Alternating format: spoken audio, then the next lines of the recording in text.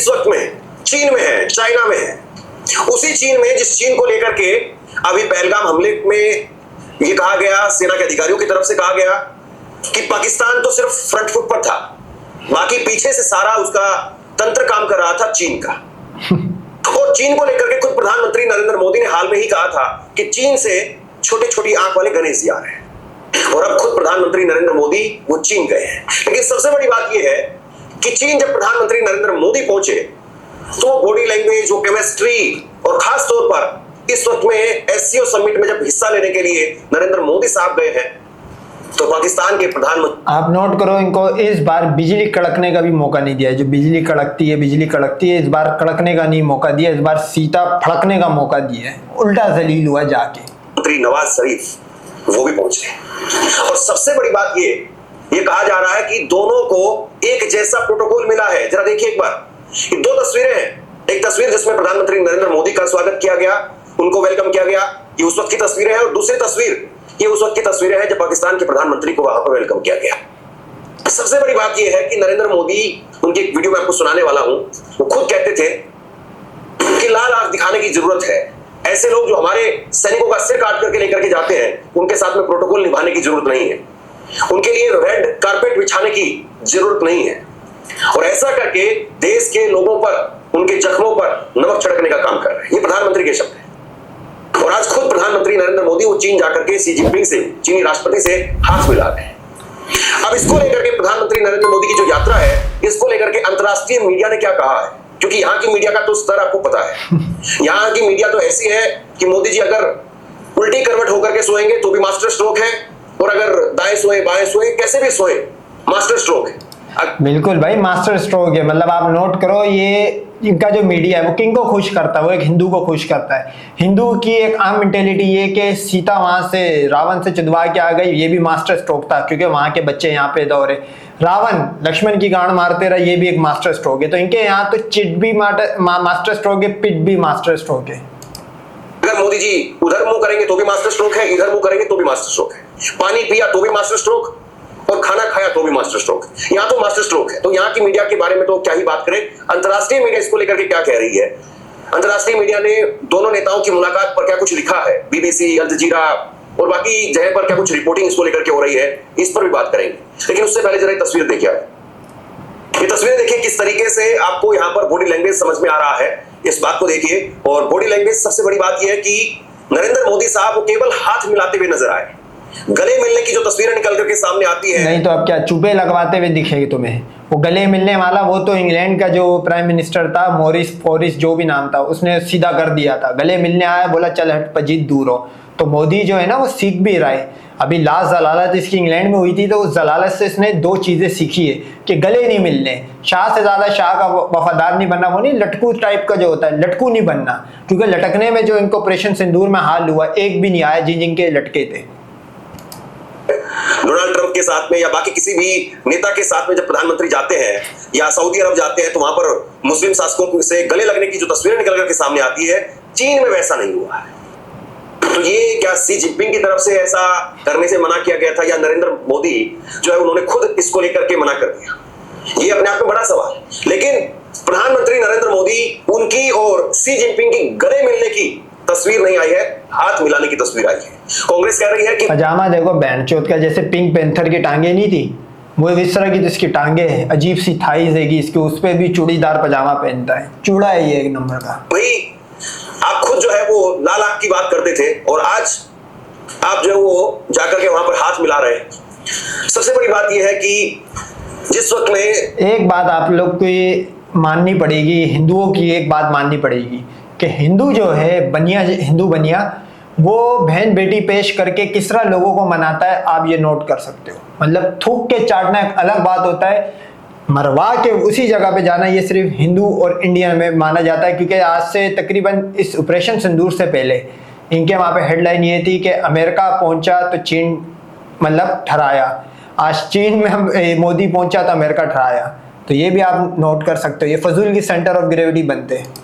गलवान घाटी में हमला हुआ था 2020 में, हमारे 20 जवान शहीद हुए थे 2020 में। उस वक्त में बिहार का चुनाव था और नरेंद्र मोदी ने प्लेसमेंट का जिक्र किया। बिहार ये 20 नहीं है, ये कम से कम 100 मरे थे जो चाइना ने बताया है।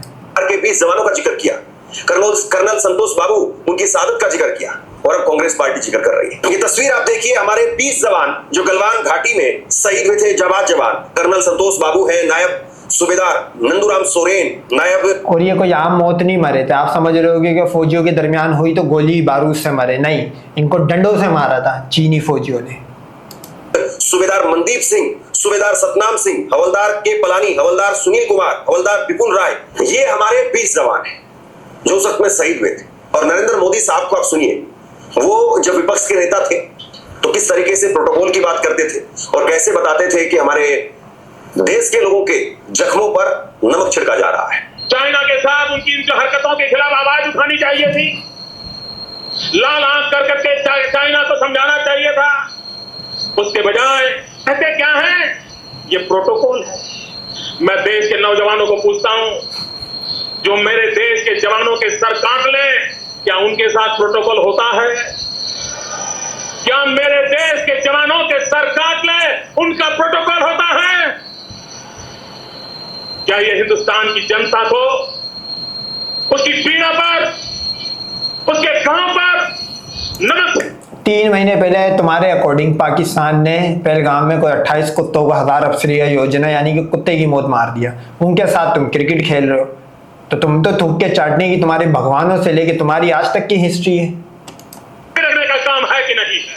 भारतीय सेना के अधिकारी राहुल आर सिंह, उनको सुनिए आप, पहलगाम के हमले के बाद में वो कह रहे हैं कि पाकिस्तान तो सिर्फ एक मुखौटा था, पाकिस्तान के पीछे चाइना खड़ा हुआ था, और आज वेलकम हो रहा है। Pakistan was a front face. We had China providing all possible support, and it's no surprise because if you were to look at statistics, in the last 5 years, 81% of the military hardware that Pakistan is getting. मतलब ये इससे बड़ा unprofessional चूतिया मैंने आज तक नहीं देखा। आज तक यूक्रेन, रशिया, अजरबैजान, आर्मीनिया, ये लोग कभी भी किसी के वेपन पे सवाल नहीं उठाते। पाकिस्तान इस तरह उठा दे, बोले रशिया से तुमने 60% लिए हुए, 40% अमेरिका से लिए हुए, तो क्या पाकिस्तान इन दोनों से रिश्ते खत्म कर देगा? तो ये तो चुतियापे की बात है। ये तो वही है, मतलब एक तरह का आप समझोगे लड़ में हड्डी तलाश करना, मतलब हार गए, अब उसका क्रेडिट भी पाकिस्तान को नहीं दे रहे, बोल रहे हम तो चीन से हारे, तो ये भी इनकी एक मजबूरी है। Is all Chinese, 81% of that.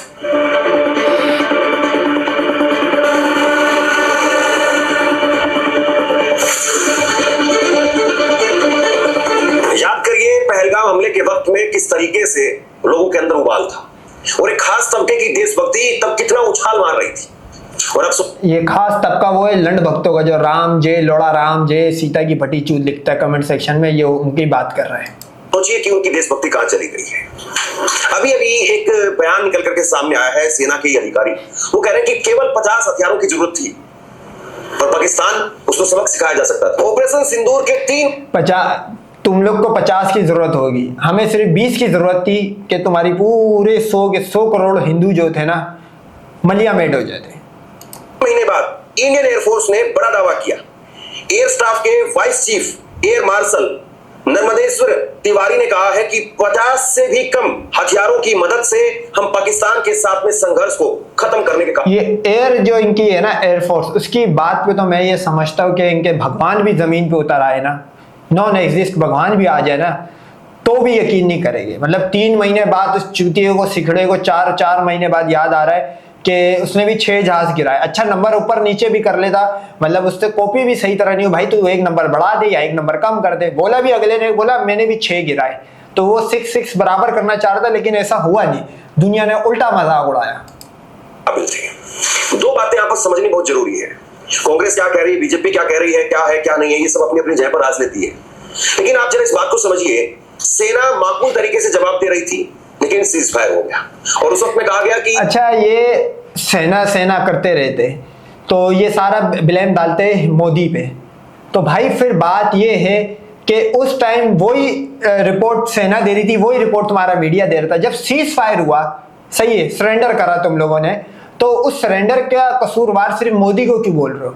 उसमें सेना भी तो आएगी। अब ये तो नहीं होगा ना कि सेना के तुम्हारी हाथ बंधे हुए थे, क्योंकि तुम्हारा एक बंदा बोलता है हाथ बंधे हुए थे, एक बंदा बोलता है 3 महीने बाद हाथ सब खुले हुए थे, फिर क्यों सरेंडर हुआ?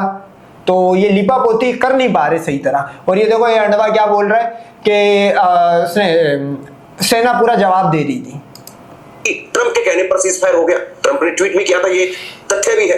लेकिन बाद में कहा गया कि नहीं, नरेंद्र मोदी ने ट्रंप की बात को नहीं माना और इसीलिए ट्रंप ने टैरिफ लगाना शुरू कर दिया।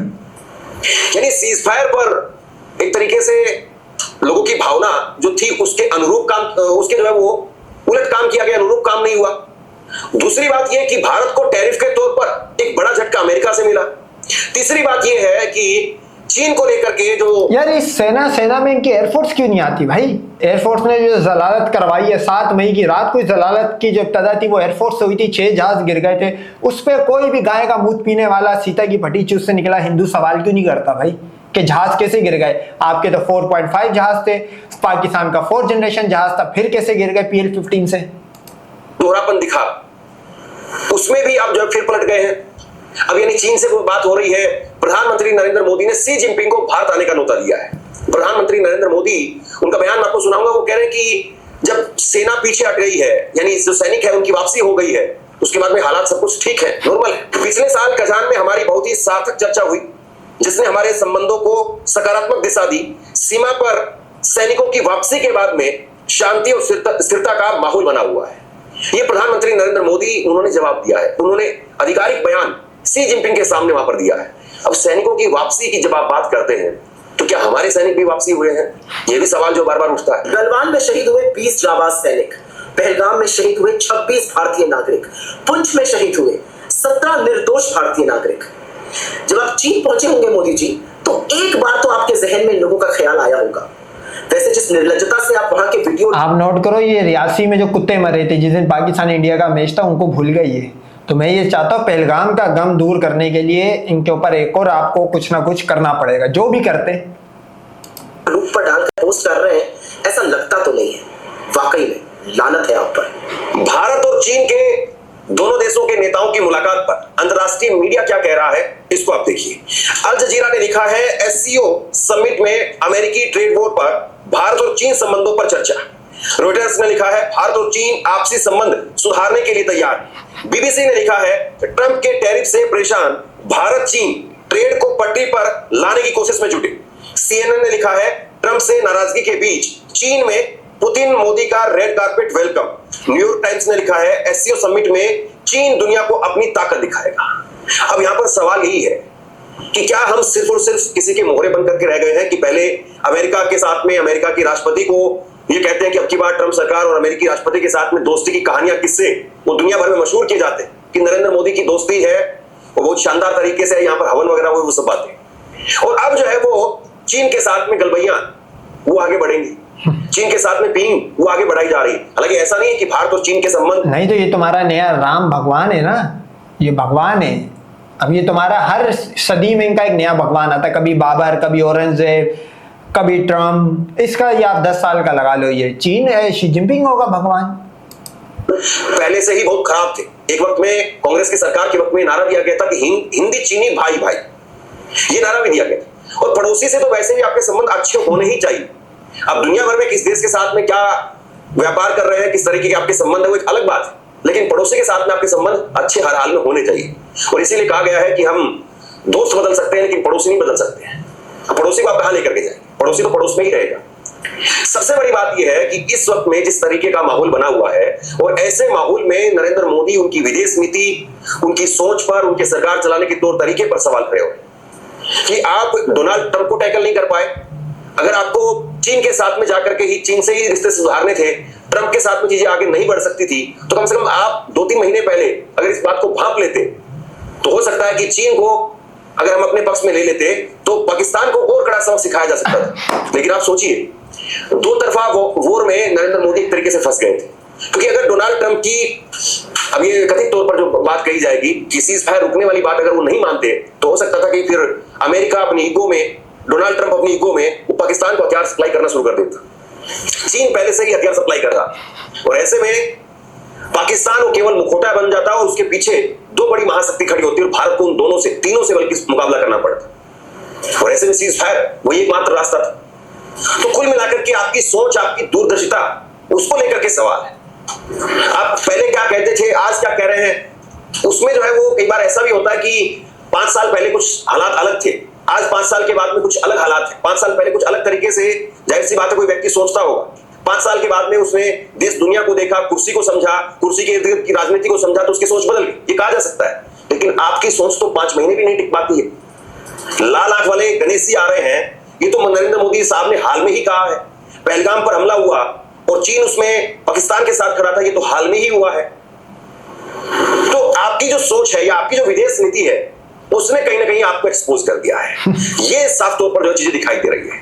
अब नरेंद्र मोदी यहां से इन चीजों को कैसे सुधार पाते हैं, ये सबसे बड़ा सवाल है। आप क्या सोचते हैं? नीचे कमेंट बॉक्स हम में यही लिखकर जरूर सोचते हैं कि पाँव में पायल, माथे में कंगन और माथे पे पाँव में पायल, हाथों में कंगन और माथे पे बिंदिया, तेरी तो माँ चुद गई इंडिया।